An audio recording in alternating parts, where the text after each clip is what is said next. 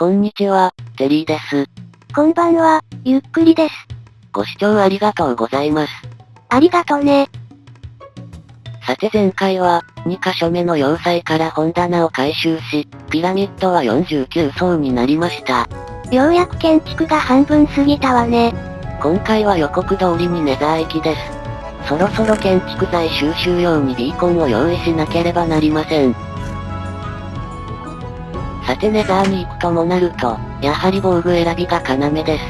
どのエンチャント防具をロストすべきか悩むところよね。それが一理あることは否定できません。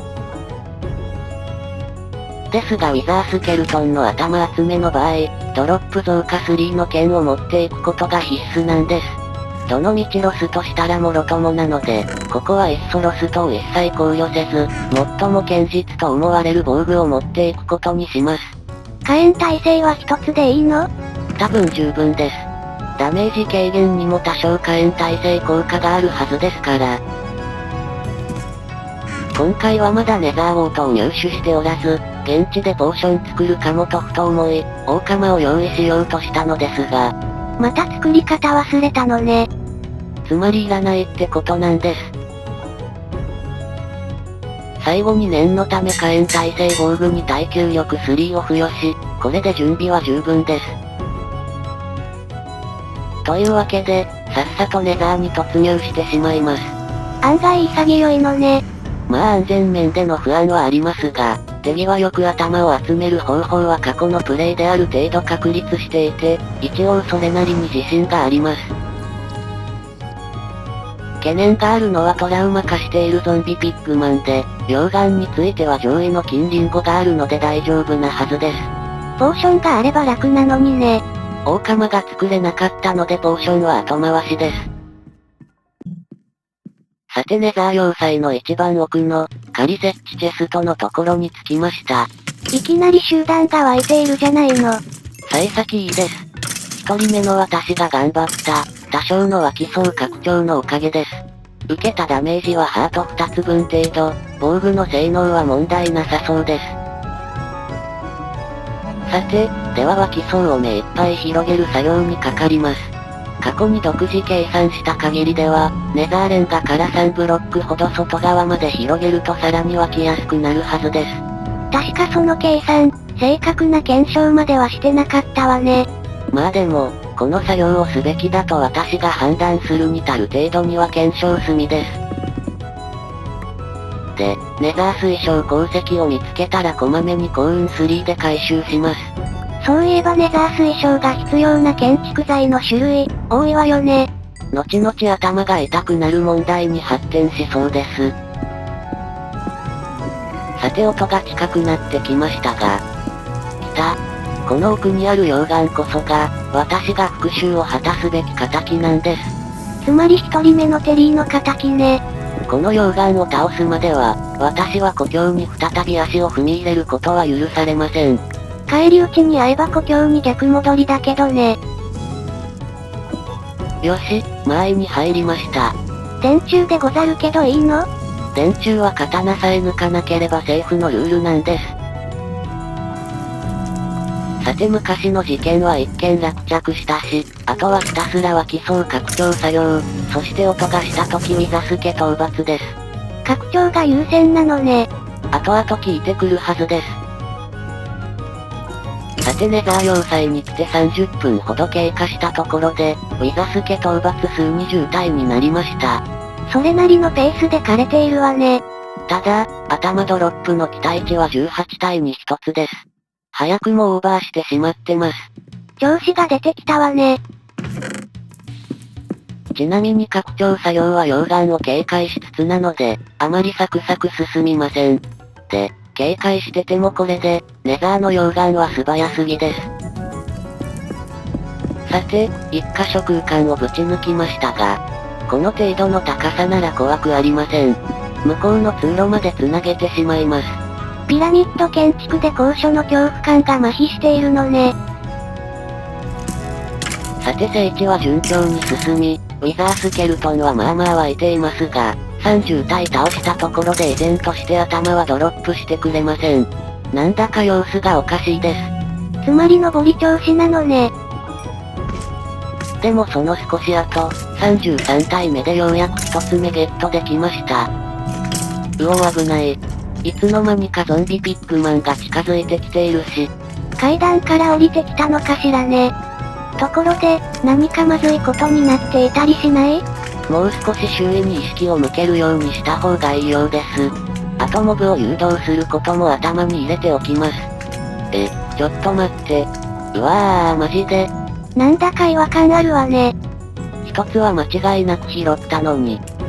さて、先ほどのシーンをスローで見ると、33体目のウィザースケルトンのドロップはきちんと拾えていたようです。で、直後34体目と戦っている最中にゾンビピッグマンが近づいて、このドロップを奪われました。さすがに私も、まさかに連続でドロップしてくるとは思わなくて。運が良かったわね。まあ運が良かったのでしょうけど。さてどうやって返してもらえばいいのでしょうか。もし倒しても多分、失う確率高いわよね。物々交換での取引が基本となるでしょう。確か格上の装備を拾わせたら、今被っているものはドロップしてくれるはずです。うお誤って殴ってしまわないかとおっかないです。逃げられちゃってるし。このゾンビピッグマンはポジション取りが上手すぎるんですよ。そこ後で掘り開ける予定なので封じ込めにくいんですけど。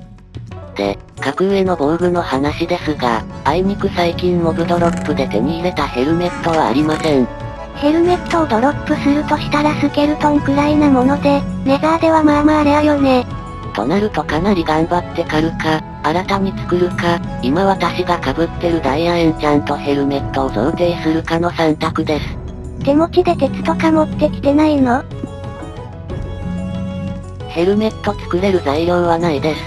ネザーの建築材を持ち帰るため、持参物は絞っていたんです。ならもう、ゾンビピッグマンを買って金塊を集めるしかないわね。それちょっとトラウマものなんですけど。で、色々考えて、どうせ頭は最低12個必要なのだと、気長にヘルメットスケルトンを探して狩ることにしたのですが、37体目で早くも3つ目の頭をゲットです。今必要な3つが揃ってしまいました。返してもらえたらの話だけどね。さてこうなるともう、またも悩んでしまいます。どう考えてもヘルメットスケルトン狩りは大変ですし、ふんだんにエンチャントが施されたダイヤヘルメットを引き渡す方が手軽なんです。まあ3つ目が見えているから欲しくなるわよね。そして考えたのは、ともかく一体はヘルメットスケルトンを倒してしまおうと。そのワンチャンスでダメだったら、賭けに出てみよう、みたいな感じです。よく考えると、一旦秒が範囲外に出て拠点に戻っても、モブは確実にリスポーンするとは限りません。ひとまずドロップなかったわね。というわけで拠点まで往復します。秒が距離内は全力ダッシュです。ただ、時間経過のディスポーンに間に合う率はおそらく 50% に満たないです。分が悪いわね。でも名をかけてみようと思ったのは、試したことはないですが、装備品を拾ったモブはひょっとしたらディスポーンしないのでは、と考えたからです。ブロック拾って水にプカプカしてたゾンビですら消えてたじゃないの。長持ちさえしてくれればいいんです。さて祈るような気持ちでネザー要塞に戻ってきました。ブレイズが湧いていても32メートル以内に近づくのが最優先事項。おお、生存確認しました。結局、装備品を拾ったらディスポーンしなくなるのかしらね。それはこの物々交換の交渉が成立したら、おいおいわかると思います。チェーン製の方が格上装備のはず。おお、交渉成立です。これで、ウィザースケルトンの頭が3つ揃いました。ところで、ゾンビピッグマンと取引したの初めてじゃない？さて晴れて通常世界に戻ってきたところで、収録途中ですが今回はここまでです。プレイはこの後、ウィザー討伐に備えてポーションを作るべく、ネザーウォートを探しにネザーに行くところまで進めています。そういえばまだネザーウォート見つけていなかったわね。